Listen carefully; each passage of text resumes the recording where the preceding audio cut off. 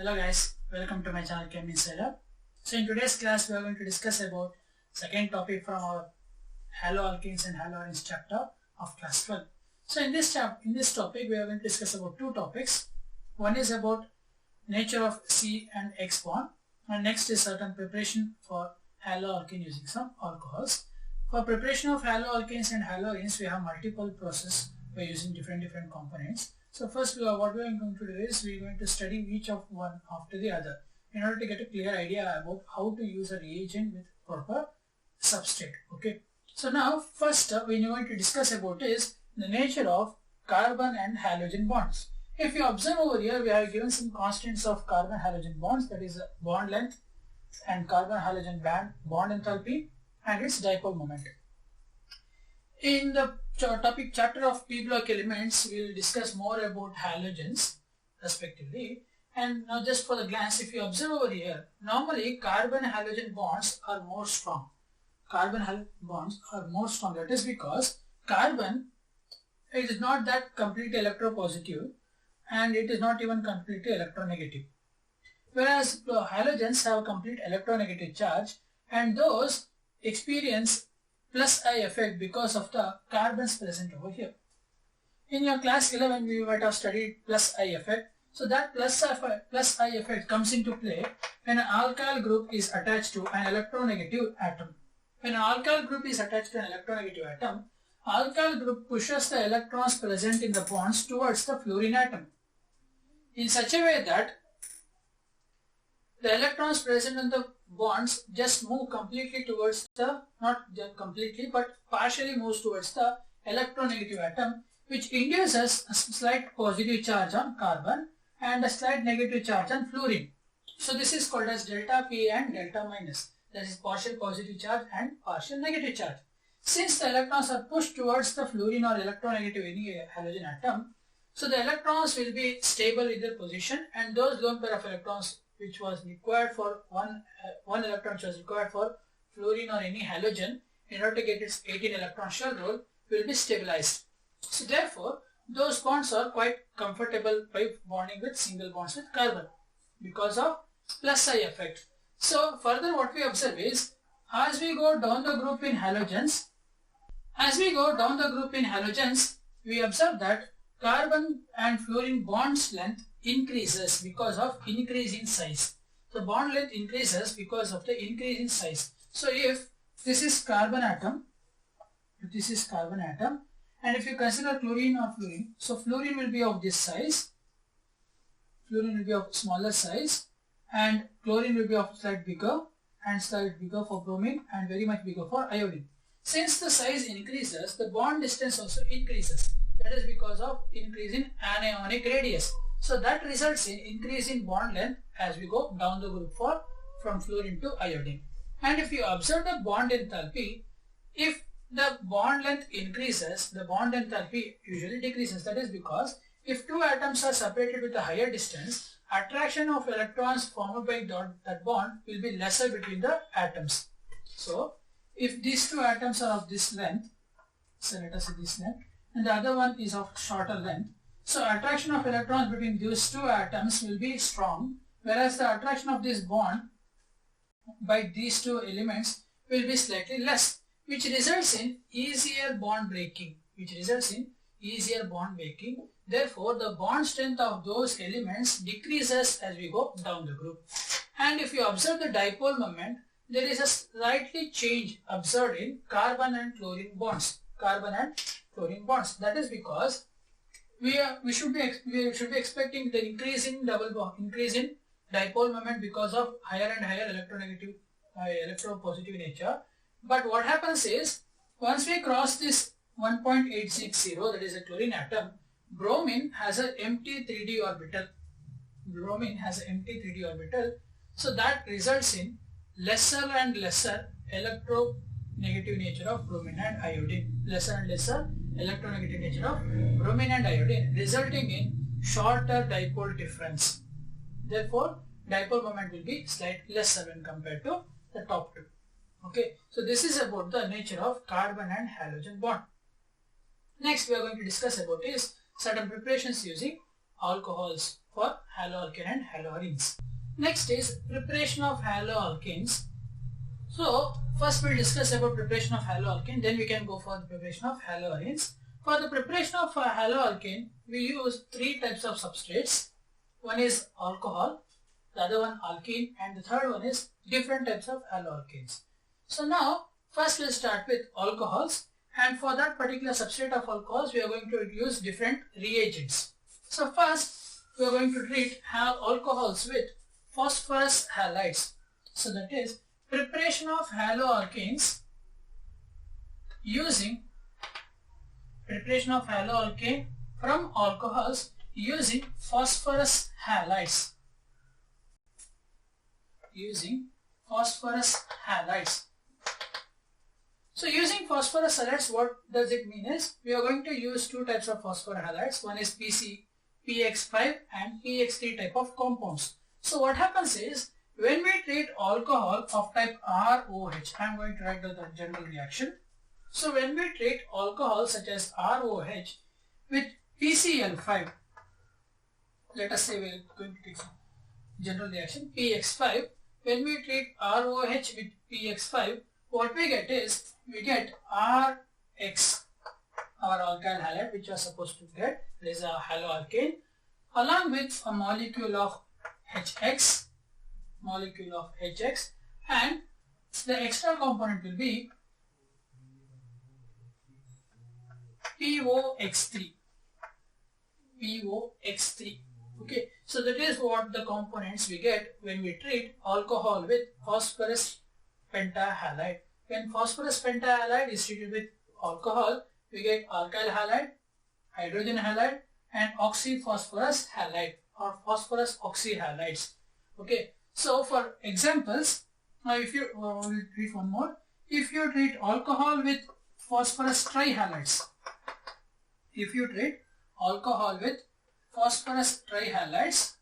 what we get is RX and H3PO3. Here what we do is we use 3 molecules of ROH to get 3 molecules of alkyl halide or haloalkane.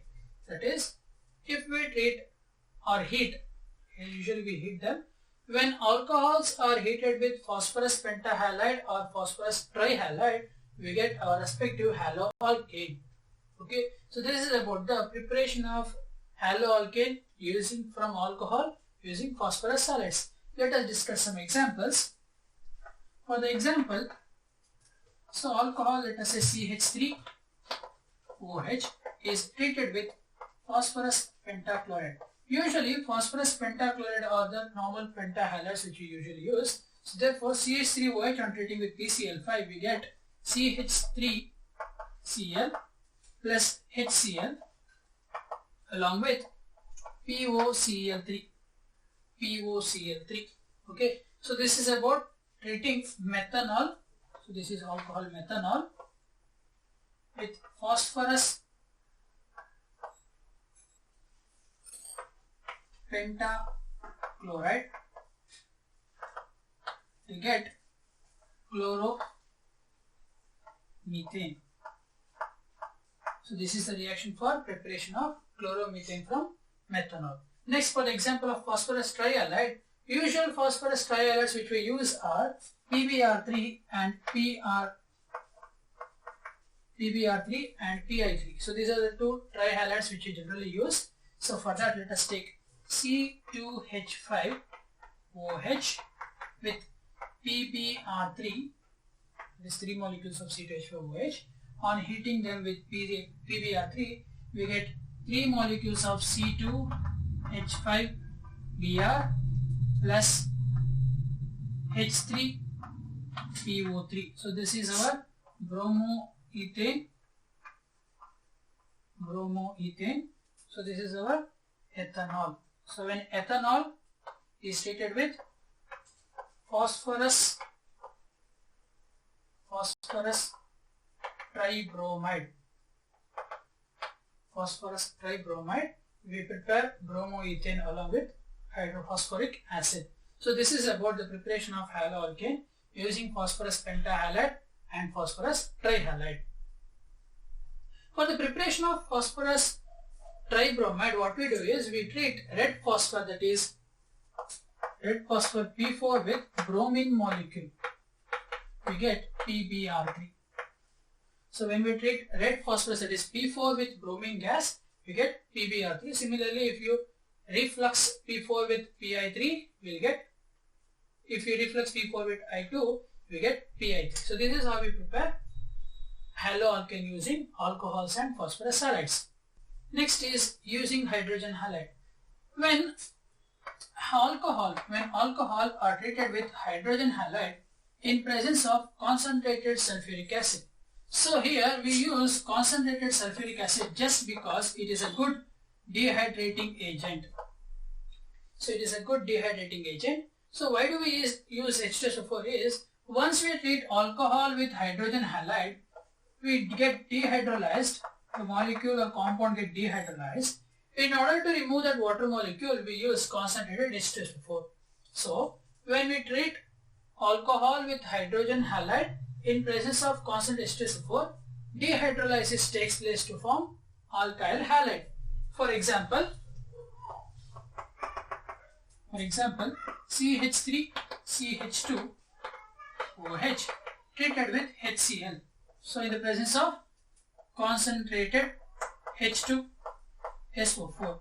So when we treat ethanol with hydrochloric acid in presence of concentrated H2SO4, we remove water molecule and replace OH with Cl and gives chloroethane.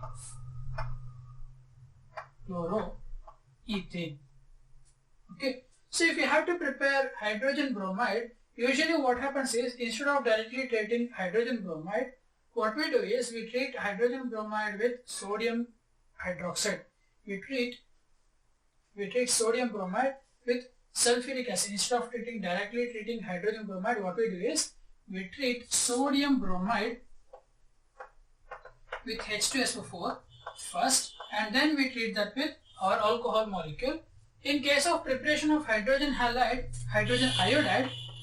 if we are using hydrogen iodide, what we have to do is we need to reflex hydrogen iodide with our alcohol molecule. So halogen with chlorine molecule will be easier reaction, but in case of bromine formation, we need to use sodium bromide along with H2SO4. And for preparing iodochlorine or iodoalkane, what you have to do is we need to reflux our hydrogen iodide with our alcohol compound. Next, we are going to use thionyl chloride for preparation of haloalkane using alcohols. For preparation of haloalkane using thionyl chloride with respect to alcohol, one point you have to always remember is we are always using thionyl chloride. We always use thionyl chloride. We won't use thionyl bromide or thionyl iodide. And further, it is treated in the presence of pyridine. This is because pyridine is a strong base. That pyridine, what does it do is, it removes the hydrogen atom in the alcohol component. It removes the hydrogen from the alcohol component and makes sure that the reaction is moving in the forward direction. Pyridine, once it removes the acidic proton, it makes sure the reaction is moving in the forward direction. And so far in case of using thionyl bromide or thionyl iodide is, thionyl iodide does not exist, and in case of thionyl bromide it is very reactive and we cannot use for the preparation of haloalkane. So therefore, when alcohol is treated with thionyl chloride, in the presence of a base such as pyridine, what we get is a molecule of alkyl halide, that is Rx, along with RCl with HCl plus SO2 gas being liberated. Here, in this process, what happens is, pyridine being a base removes the hydrogen atom. That hydrogen atom will be acquired by a chlorine atom forming HCl. Another chloride will attack the alkyl group to form RCl, removing the oxygen. Such, once it done, O will react with SO to form SO2.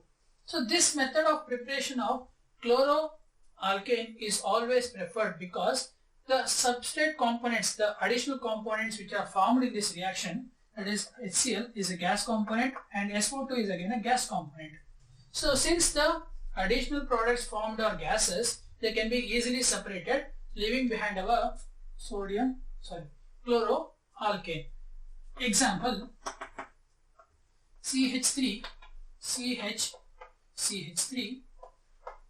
with OH is treated with thionyl chloride in presence of a base pyridine.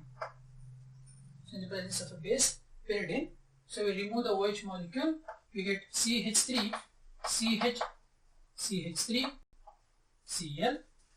plus HCl and SO2 gases. So this is the preparation of haloalkane from alcohols using thionyl chloride. So this comes to an end, that is from preparation of haloalkane using alcohols. In the next video, we will discuss about preparation of haloalkane using alkenes and other haloalkanes. Okay. So if you have understood the reactions which I have explained, please do subscribe to my channel. Share this video among your friends so that they can use it of this. And if you have any doubt regarding any of the reactions which I have explained in this, please do comment down below, or if you want you can mail me those doubts to the mail ID which I have given you in the description box. Thank you for watching.